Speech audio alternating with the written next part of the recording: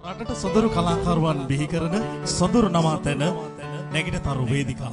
නැගිටතරු වේදිකාව හැඩ වැඩ කරන ඊළඟ ආදරණ ගායන ශිල්පියාවයි සහ ගායන ශිල්පිනියයි වේදිකාවට අපි කැඳවාගෙන යන්නට සූදානම් වෙන්නේ. මෙන්න පිළිගමු මොරගහහනේ සිට බැමිණි පද්ම කුමාර සමගින් ගායනා කරන්නට මේ රොයිෂානි ලක්වන්දී බණ්ඩාර නැගිටතරු වේදිකාවේ.